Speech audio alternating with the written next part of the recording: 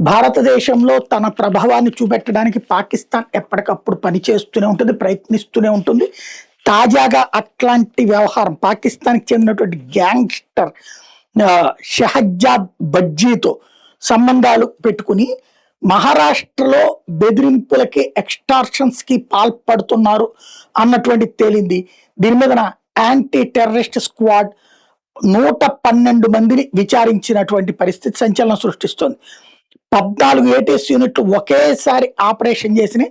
Social మీడియాలో జరిగినటువంటి సంభాషణలు యువతను ప్రభావితం చేసే లేదా తీవ్రవాదం వైపుకి ఆకర్షించడానికి జరుగుతున్నటువంటిది.